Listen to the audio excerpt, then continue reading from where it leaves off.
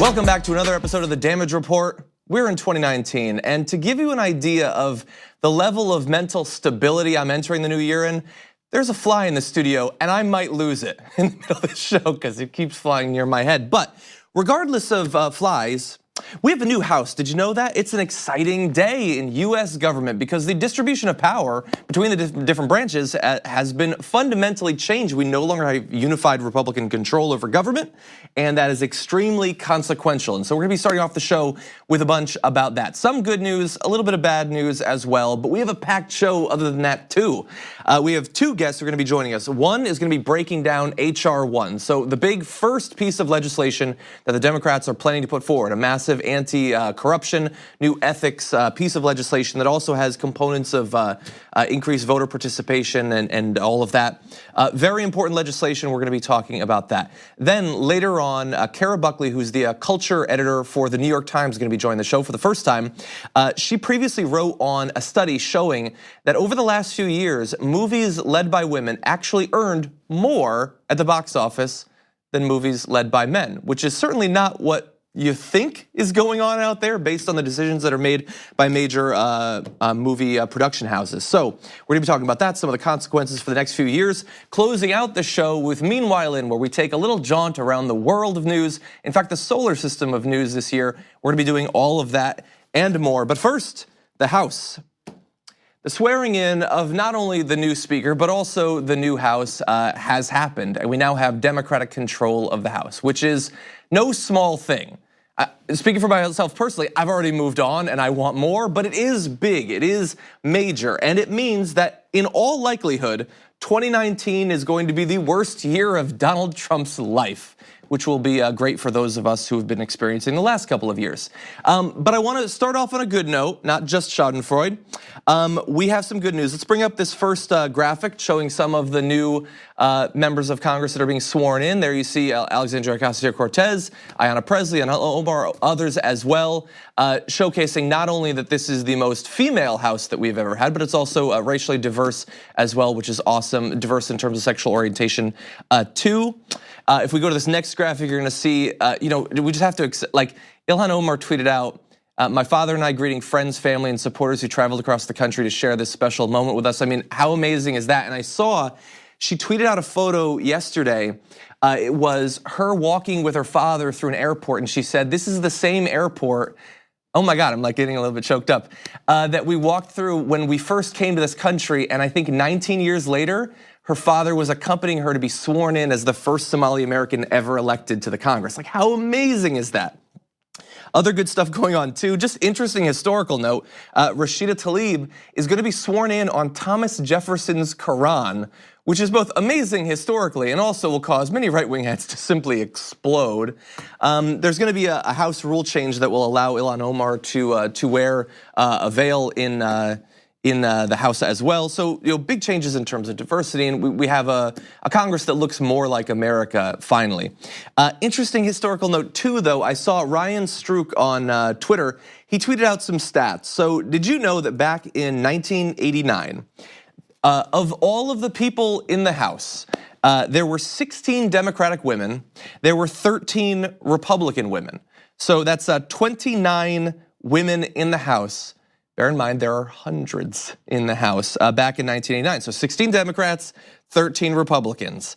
And flash forward, was it 30 years? Big changes actually, 89 Democrats. So a much higher number, still not representative, but much higher. You know how the Republicans are doing? 13. They have not gotten one additional raw woman member of their caucus in 30 years. And I know, I saw these numbers were going around in New York Times and all of that, and they're trying to work it out. They're trying to, why is that? Why is it that more women aren't running and winning as Republicans? And I don't think it's as complicated as they think it is. I mean, first of all, if you're a woman, you're probably a little bit less likely to be a Republican in the first place. You also probably buy into quite a bit of the Republican rhetoric about the role of women in society, in the home, all of that. So you're probably less likely to run.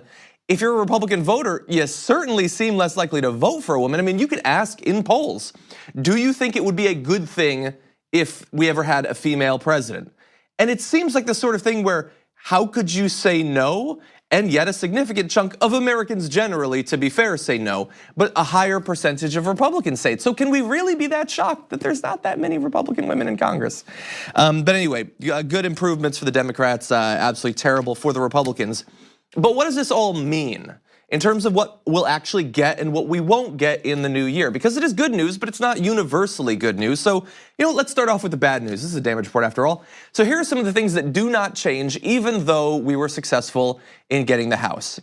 If something happens with the Supreme Court and another spot opens up, this new Democratic House effectively doesn't change anything about that. It is likely that Donald Trump will still be able to nominate anyone he wants, ideologically, in terms of their history of potentially assaulting people. He can nominate whoever he wants, and he's probably gonna get that person. That doesn't change, unfortunately. In terms of our ability to actually pass legislation, effectively nothing has changed. Now, strategically, that does not mean that legislation shouldn't be put forward, that we shouldn't be pushing for big, bold responses to the problems that we face. But in terms of actually passing it, you still have a Republican Senate, you still have a Republican president. So we have to bear in mind that having one branch of government or one sub-branch of government is great. Having lots of them is far better. And so bear that in mind in the future. So I want Bernie Sanders as president or another progressive as president. But I also understand that if along the way we don't do what is necessary to take control of the Senate and keep control of the House, it will be great to have him as president, but not quite as consequential as if he will actually be able to pass legislation. Taking control of the Supreme Court would also be good for that same reason. Now, there is good though. There are good things that we can expect from this. So the ability of the Republicans to pass another round of absolutely massive tax cuts has been significantly curtailed. Now, I wouldn't put it past some of the Democrats to vote for some form of tax cuts, potentially, although there's gonna be a lot of pressure on them not to do so. But the idea that they're going to massively drop the corporate tax rate again, or the rates on the 1%, things like that, like they did last year, that seems far less likely now that we have this Democratic House majority. Huge cuts to Medicare and Social Security, which are not hypothetical, by the way. These are things that Paul Ryan was very much talking up throughout last year that they were planning to do in 2019 if they maintain their House majority. That is now out the door. That is not going to happen. Let's see, destroying the ACA. They tried back in 2017. They were defeated thanks to a couple of Republicans turning, in the Senate. That now is not going to happen. The idea that we're going to get rid of the ACA, aside from the Supreme Court potentially destroying it, that's still possible. But in Congress, that is not going to happen. That is not a small thing either. And I will just say other legislation, because honestly, as much as I pay attention to media, as much as I have now been in this career for 6 or 7 years or whatever, I can't necessarily predict what god-awful legislation they would have passed if they had maintained their control of the House. I mean, I wouldn't have predicted going into 2018 that they'd be caging babies, but they came up with that. So now with the House controlled by the Democrats, we have a bulwark against all of those insane priorities that they had already made progress on previously, and certainly would have pushed for more in the future. So that is good, but not everything is great. So while we have all these new House members being sworn in, we also have Nancy Pelosi, who is not the worst person who could be Speaker, certainly, but it frustrates me to a great degree that even questioning the possibility of having someone else was considered like saying Lord Voldemort out loud. Like, how can you possibly not support? Like, yes, she was the Speaker before. She's very experienced inside of the caucus. That's not the only things you want in a speaker necessarily, and I feel like we could have had a more robust discussion about that. And in terms of what she has actually done, in terms of setting her priorities, now that she is going to be Speaker again, I mean, we talked yesterday about PAYGO. That is not a good sign for how she actually plans to rule as head of the House once again. And I am frustrated that more haven't come forward to say that they're gonna vote against that rules package. We, and you in the audience, we put pressure on people yesterday, hoping that some would hear that and do the right thing. And as of right now, I believe on the record, we have the same two we had yesterday. That's AOC and Ro Khanna. We have others saying, that they're still thinking about it, but not 18.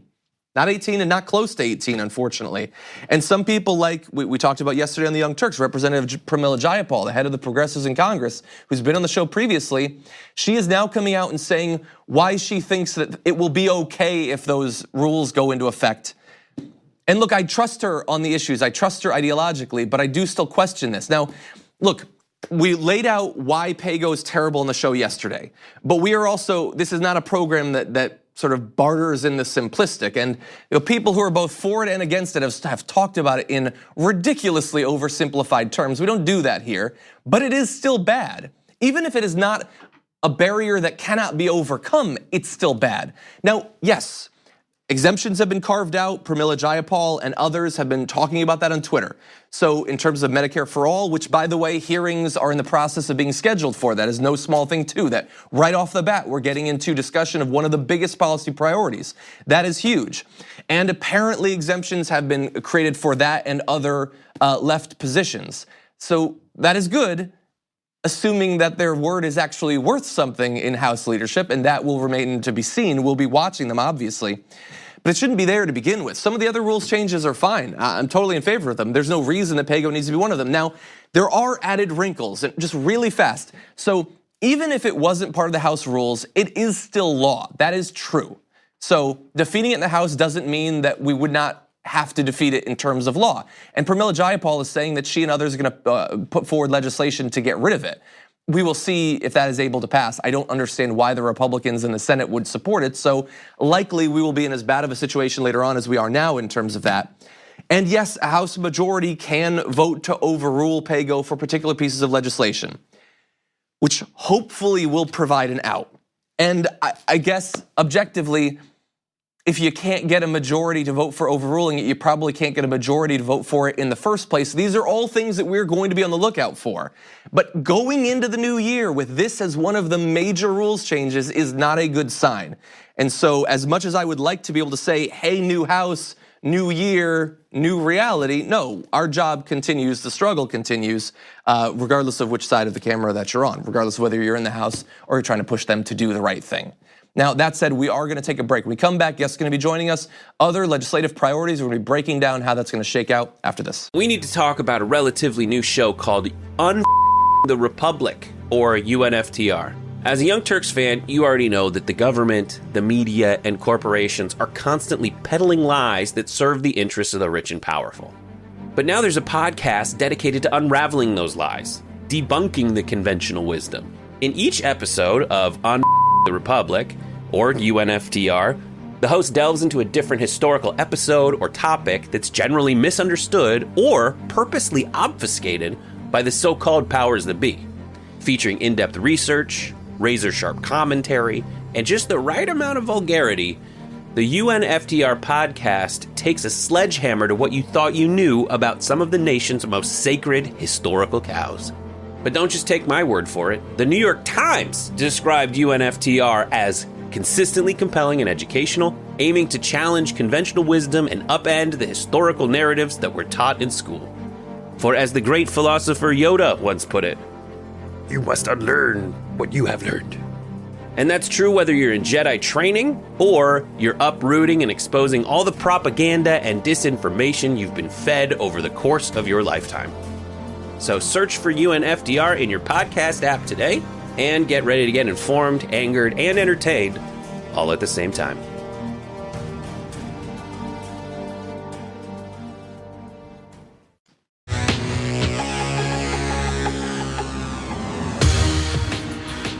So we've got a new House, they're being sworn in, but what are they gonna do with their new power? Joining us to help break it down, Rio Tazewell, Government by the People campaign manager. Rio, welcome to the show.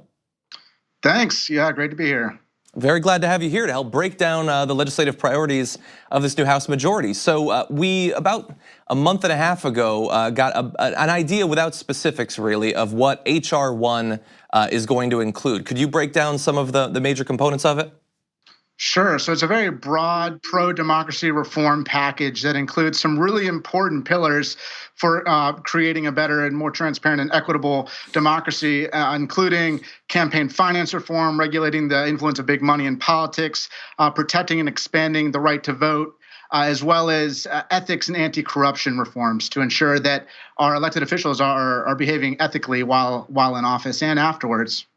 So I want to break down basically all of the different components that you just mentioned, but in terms of priorities, what the Congress does as its first act is obviously symbolically quite important.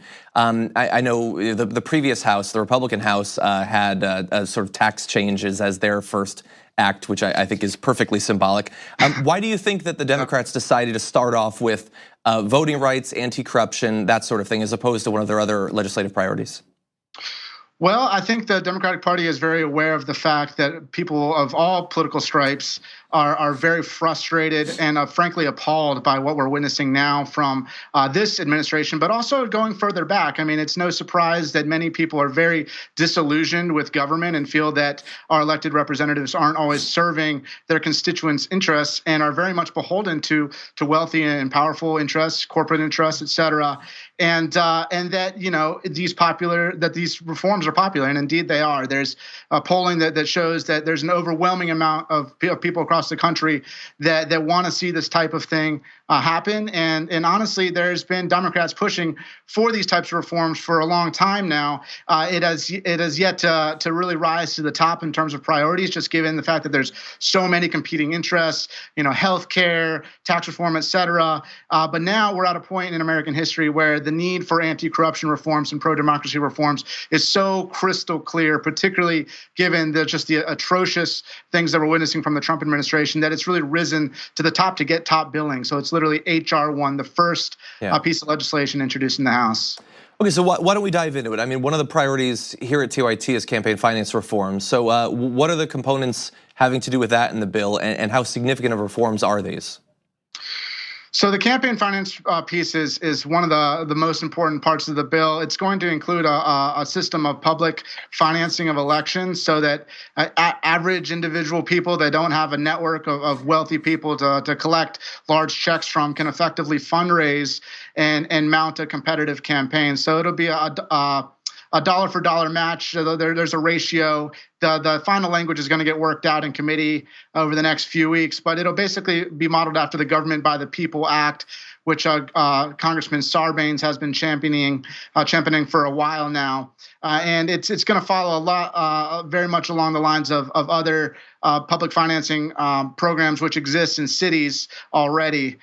So that'll allow people to really basically raise money from their communities and have the government match it at a ratio depending on the race, depending on the state, et cetera, so that they can compete with candidates that do take special interest money in large amounts. So in terms of elections, I know that there are components having to do with shoring up the Voting Rights Act, which obviously was dealt a pretty big blow a few years back, and some changes in terms of registration. What are some of the standouts in those areas?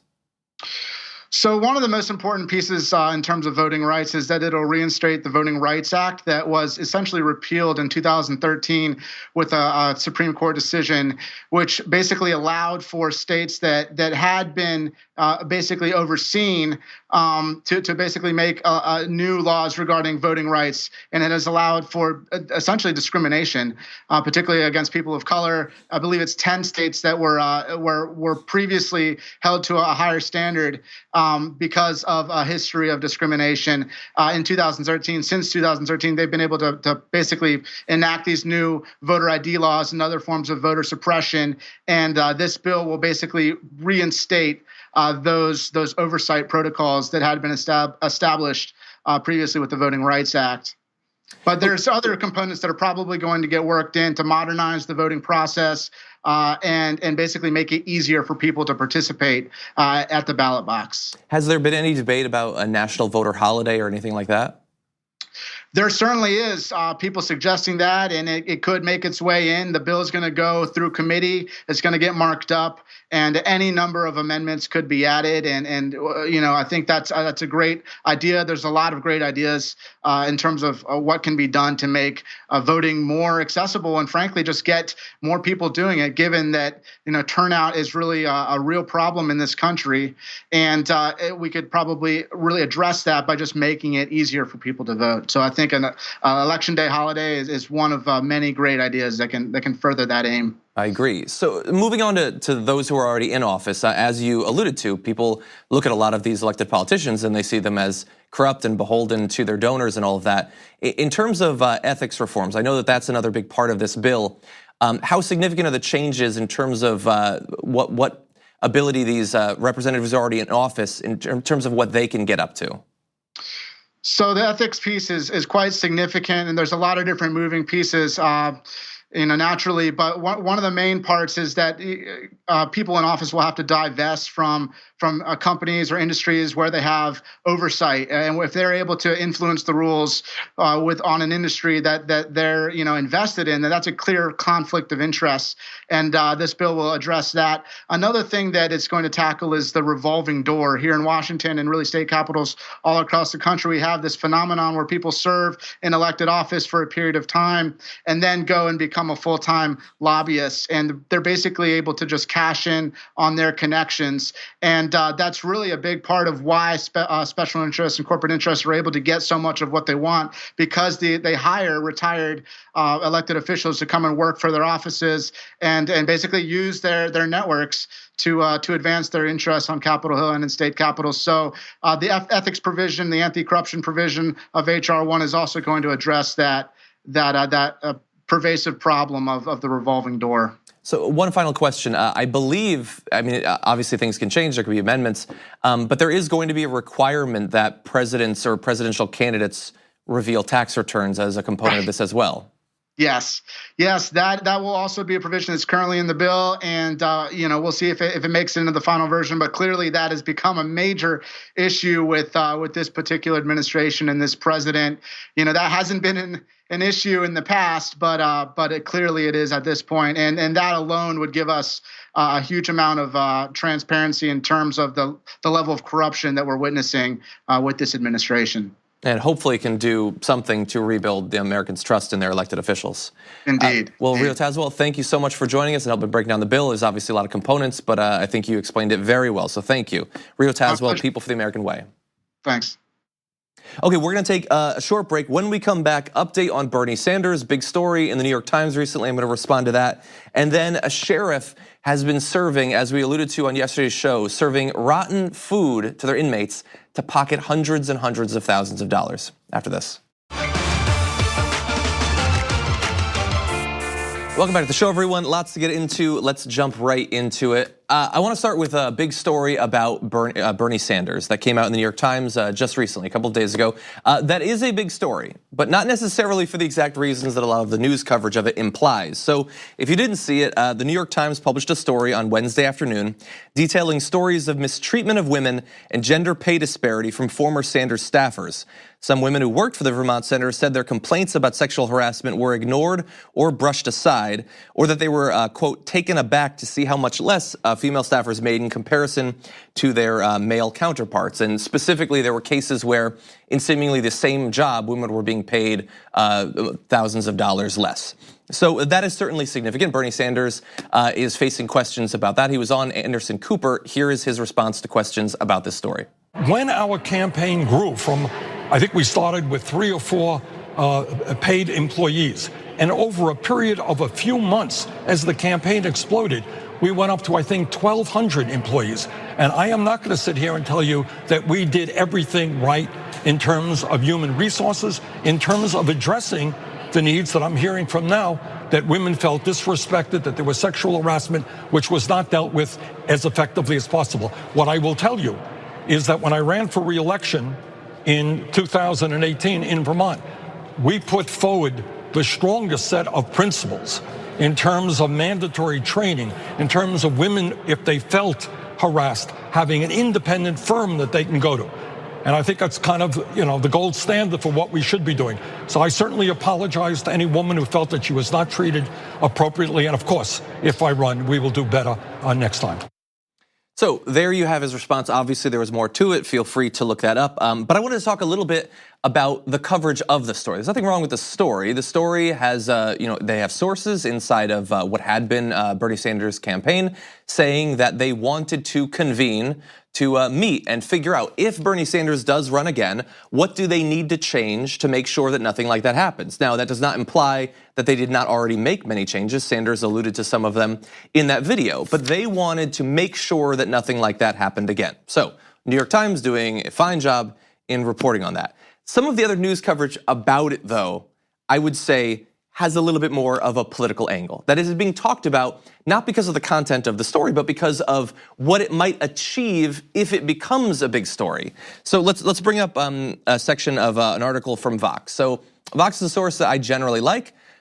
There in their article on it, they're saying it's not clear how much of a problem this might be if Sanders does run in 2020, implying that there's a possibility that the issues that they experienced in 2016 that they have spent time addressing both during that campaign and since, and apparently are taking so seriously that in advance of another run, they want to meet with all of those senior advisors to make sure that it doesn't happen again, could theoretically sink his presidency. That is what I take out of that section of this Fox article, which seems a little bit divorced from the original reporting. So I want to talk about this briefly. One thing that this story actually is, and three that it is not. So first of all, what it is. It is a big deal. It is a big deal that women were either sexually harassed or there's some idea that there might have been sexual violence as well. I haven't seen any specifics about that, but there's a possibility that that happened as well during the campaign in this staff. Now, staff is really big, obviously, but any sexual harassment, sexual violence, let alone pay disparities, people feeling disrespected, anything like that is a gigantic problem. But what this is not is just a problem with Bernie Sanders' campaign. This is a problem with American politics and political campaigns. This is a problem with America generally. Pay disparity is not a thing that came up for the first time in the Sanders campaign. It is endemic throughout American society. In virtually every career field, that is a significant problem that needs to be addressed. And I would say one politician that talks constantly at his rallies about addressing that is Bernie Sanders. Now, he needs to make sure that even at the lowest levels of his campaign, even though he has no direct oversight over that it's not happening there as well. But the idea that this is a guy who doesn't care about that when he constantly talks about the need to end it federally, that seems a little bit bizarre, I would say. What this is also not is a story specifically about Bernie Sanders. Now, no one is saying that Bernie Sanders sexually harassed anyone, sexually assaulted anyone, that he specifically asked for someone to be paid less. Now, that does not make it not an issue, but it is an issue of his staff, something that they need to take seriously, and apparently both did once it was reported and have since then. Whether he runs again, he's saying that he has already taken the lessons from that and has integrated that into his Senate office and employees and all of that as well, in a way that seems exactly how politicians should deal with this. And so this is a big issue outside of just Bernie Sanders, that some in the media are going to make seem like this is just an issue of Bernie Sanders. And we cannot divorce it from the context of some of the arguments against Bernie Sanders back in 2016. One of the chief arguments that some would like to make against Bernie Sanders and against his supporters has nothing to do with policy whatsoever. It is difficult to argue against policies that are popular, so I understand they have a big obstacle to overcome there. But that it is Bernie Sanders only appeals to a couple of very specific types of people. He appeals to men, and he appeals to white people. And that is an argument that popped up very early on in his presidential run, back when he was still polling very poorly. Now, where did that argument come from? Did it come from people writing at these outlets, going to Bernie rallies and doing counts of the people who appear there? No, of course not. And I've been to many of his rallies and I understand how diverse they are in terms of gender, in terms of race and all of that. Did it come from looking at the polling of the types of people that actually like Bernie Sanders? It doesn't come from there either. As we broke it down a couple of weeks ago, Bernie Sanders' approval rating amongst women is significantly higher than his approval rating amongst men. His approval rating amongst African Americans is significantly higher than it is amongst white Americans. So it is divorced from the actual numbers, the things that we can look at, the things that we can verify, but it does need to be maintained. Because there are some people who are invested in the idea that when he runs again, if he runs again, because he probably will run again, it is still going to be very hard to argue against his policies, increasingly so, since they're more popular than they were back in 2016. So something else needs to come up, and this might well be it, if they can get enough people in the media to play along. So at the same time that this is not a story about Bernie Sanders being some sort of misogynist that the headlines would lead you to believe, it is still a big problem that he needs to and apparently has been dealing with. We need to make sure that that continues into his next presidential run if it does happen, while not advancing narratives designed not to better the status of women working in the lower levels of Bernie Sanders' campaign, but to attack Bernie Sanders specifically. So it's a little bit complex, I apologize for that, but that is what we need to do and bear in mind as we go forward. Okay, we are gonna take a break. When we come back, big study on movies. What movies actually make more money at the box office? The movie companies seem to think one type does, turns out not so much after this.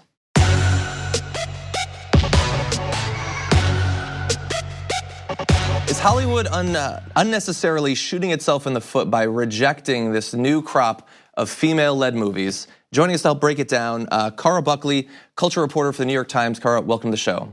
Thank you for having me. I'm so excited to talk about this topic with you. So I saw you reporting for the New York Times on this topic, a study that was done looking over the course of a couple of different years about movies led by female actresses and by male actors and comparing their box office take. What did they find? Well, they basically, for this study, they looked at the top 100 films for each year and broke down their earnings based on, are the films led by men, are the films led by women? And they found out at each budget level, be it below $10 million, up to 30 million, 50 to 100 million plus, at all budget levels, the films led by women out-earned the films led by men. I mean, keep in mind that there were way more films led by men than women in those categories. But at each level, the average earnings that the films took in, and the median earnings, which is the numerical center of the earnings, across the board, the women-led films out-earned the male-led films. And not to get too into the weeds, but I was looking at, in some ways, it seemed like the study was kind of working against its eventual conclusion because movies like The Force Awakens were classified as male-led films, even though they were obviously led by an actress, despite the social media campaigns against her. She was the face of the movie, and it made a tremendous amount of money. So it sounds like the conclusion should actually be stronger than it is. It could be. I mean, it just depends on who gets top billing in the film. I mean, and it works both ways. So in the example of both of those Star Wars films that you mentioned, the leads were Mark Hamill in one, Harrison Ford in the other. Daisy Ridley had a secondary or tertiary billing. They have to use some sort of statistical. They have to have a statistical standard. And for this, they just used in a studio system database who is the first billing. And so in Teenage Mutant Ninja Turtles, which was a top earner, Megan Fox received top billing. So, it could work both ways. I didn't see that one. I imagine the Turtles were a big part of it, though. One would imagine, and in Trolls, Anna Kendrick. So, I mean, they have to use some statistically sound. They can't bend the rules just because they don't agree with who the studio gave top billing to. Yeah. But regardless, the women-led films just simply out-earned the male-led films, even though they remain a minority compared to the ones led by dudes. So let's get into why this is significant. So the conventional wisdom, at least has been, and it probably is, that movies that are led by women are going to make less money. And so less of them are made, and less money is put into the ones that are made. And certainly behind the camera, I mean, there's less female directors. People believe that a female director can't make a movie that's going to make a lot of money. Even though there have been these massive movies, especially over the past few years, is there any evidence that Hollywood is sort of getting it, at least a little? There's evidence that Hollywood is expressing concern about it more. But I just did a story that came out today about another study that found last year there were 8% fewer female directors leading the top films, directing the top films from 2018 compared to the previous year. So it suggests that, I don't know if things are changing. Awareness around it is changing, but I think there has to be a real effort, like a full-on effort by the studios to change it. One of the reasons the study happened, it was, the study was done in concert with Time's Up, which is, of course, the women-led movement out of Hollywood, fighting sexual discrimination across the workplace. And they are really trying to say, well, if we can't appeal to your any moral imperative of you should make this, here's the bottom line. I don't know if it is changing. I mean, I think there are huge structural impediments. One of the things that someone involved in the study at Creative Artist Agency said was, there's a real hunger for fresh storylines. And, this shouldn't be a surprise to us. But these films are planned years and years in advance. Yeah. And so it will take a while to see whether the proof is in the pudding. I think, Wonder Woman was a game changer. Films like Girls Trip was a game changer. How much the game has changed, it doesn't really look good right now to me, even though that the numbers are there. Mm-hmm.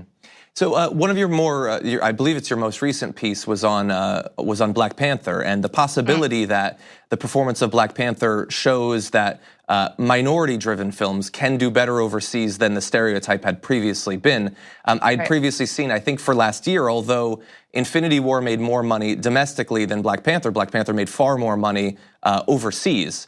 And so I wonder, the lack of resources that have been put into releasing movies overseas that are either directed or led by African Americans, other minorities, I wonder if that might change as well. Although, as you allude to, perhaps it will take some time. Right, and I mean, the interesting thing I found when reporting out that story, films like Black Panther, Crazy Rich Asians, last year they did amazing. Films like, in earlier years, Get Out, and even a tiny film like Moonlight, which won the Best Picture Oscar, of course, after that snafu, did exceedingly well. Is that they're seen as more of a risk inherently. And what people who are in the business are saying is it's not more of a risk. It's problematic that it's seen as a risk. And in order for that to change, really the structure of who's running the studios, who are in the key decision-making roles, what do those people look like, who are they talking to, though that really has to change. There's hope that it will change, but this story is kind of an evergreen story. Every time there's a big movie fronted by people of color, the question's posed, will Hollywood finally get away with the myth that quote unquote Black films or films led by people of color don't travel? The New York Times wrote about this in 2007. And while it feels like it really should change, it remains to be seen whether it will. That said, some studios are pushing the envelope. Disney was involved in Black Panther. Disney did Moana. They've really decided to step up and diversify the stories that they're telling, and they seem to be reaping the benefits. There really is a hunger for films, that aren't from the same perspective. And as I think this study about women-led films earning more than male-led films shows, there's this thirst, there's the economic reason to do it. What really needs to be done, and what I believe is being done somewhere, is a study of how exactly films led by people of color do perform abroad, because we compare it to films by white people, as by and starring white people. We don't have those figures yet. But if the films are being promoted less, because of beliefs that they won't perform well, the industry arguably is shooting themselves in the foot, because there are suggestions that films do great, when they are good films. Films like Fast and the Furious is one of the most successful franchises, and it has a very diverse lineup in front of the camera. Certainly. I wish we had more time. Especially, I wanted to get into TV. Perhaps we can talk again sometime in the future on that. But anyway, I want to thank you for your work. Fascinating topic, and thank you for joining us on the Damage Report, Cara. Thanks for having me. We're going to take one more break. When we come back, we're going to take a little tour around the planet, around the solar system. News from all over the place after this. Here in America, we're all caught up with this new house thing, but there's a whole world of news going on, and that is why the Damage Report has Meanwhile In.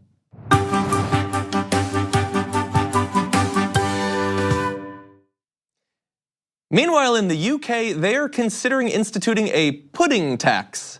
I don't know if they're actually going to call it that. I just like the idea. It's so British. But basically, there is a huge issue with sugar consumption in the UK, as there is in pretty much all the places that Western food has ended up, unfortunately. Did you know that by the age of 10, the average child has exceeded the recommended level of sugar intake for an 18-year-old in the UK? So they're ahead of the curve there in Britain. And the idea is that drinks with more than 8 grams of sugar per 100 milliliters face a tax rate equivalent to 24p per liter. So you can go on the internet to convert that if you want. But basically, there's a tax right now on some types of fizzy drinks. But they want to expand that because there's a lot of things that kids consume that have this aura or mystique of being healthy, but actually include a lot of sugar. So fruit juices and things like that. And then obviously we have a larger societal problem where everything from bread to ketchup to canned soup all has added sugar as well. And when you add it all up, these kids are looking at theoretically significant health problems later on in their life. And so in the same way that in different parts of the US, we're considering different taxes on sodas and things like that, including information about added sugars on labels, Britain is also apparently considering taking it slightly more seriously in the future. And while that's going on, meanwhile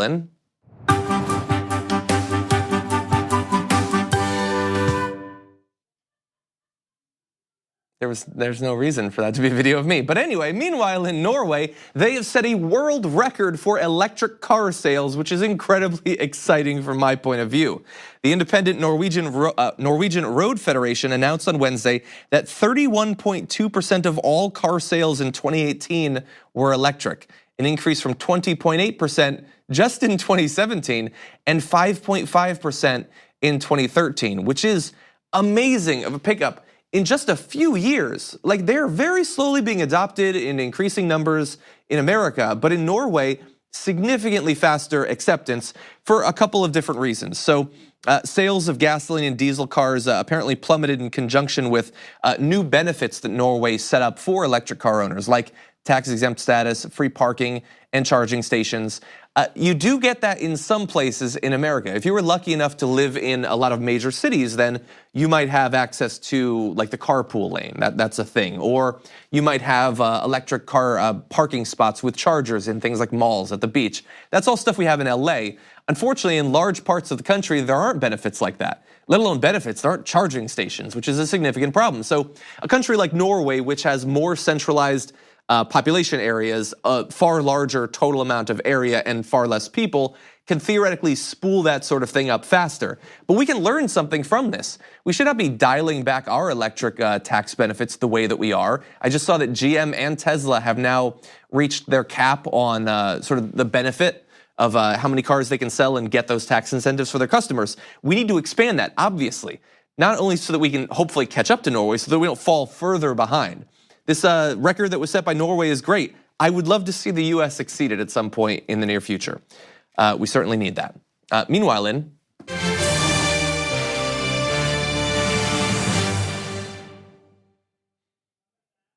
Brett is a madman. Meanwhile, in the farthest reaches of our solar system, NASA has released photos of literally the farthest away object we have ever explored. They did that while buzzing by it with a probe that was launched back in 2006.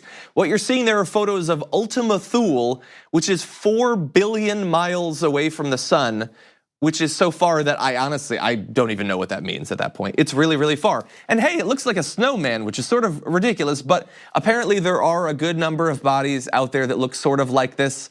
NASA released a bunch of technical speak about what it means.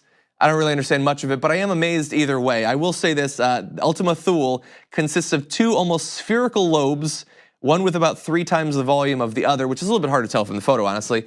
But they named it based on the fact that it was these 2 different bulbs. In terms of what NASA can learn from this that can then be applied to our everyday lives, I have no idea. But it is amazing that we launched something just 12 years ago, and it is already almost 4 billion miles away from the sun. That is just incredible. Just purely for scientific reasons. This is not one of those things where it's really applicable, but I do like it as a nerd. As a fan of Star Trek and Star Wars, I want to see more of this in the future. So good job, NASA. You've done good. So meanwhile in Brazil, Jair Bolsonaro, their new president, who we've talked a lot about on this program quite a bit, took a major step towards undermining the rights of indigenous people in some of the rural areas of Brazil, while also setting the stage for increased economic benefit to them, I guess, but certainly environmental loss, both for Brazil and for the rest of the country. I'm gonna get this fly away from me.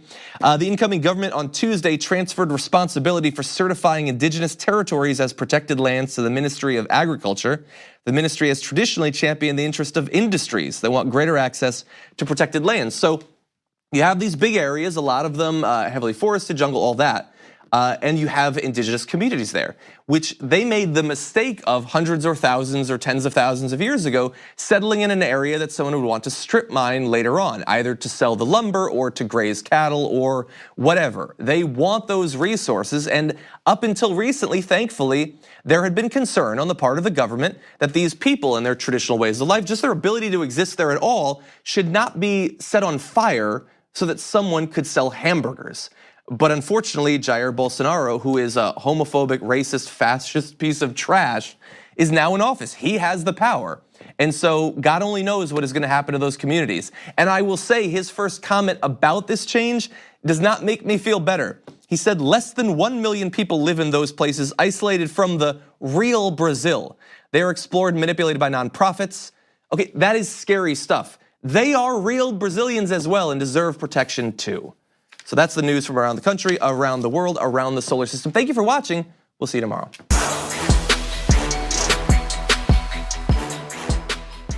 Thanks for listening to the full episode of The Damage Report. Support our work, listen ad-free, access members-only bonus content, and more by subscribing to Apple Podcasts at apple.co/TYT. I'm your host, John Iadarola. I'll see you soon.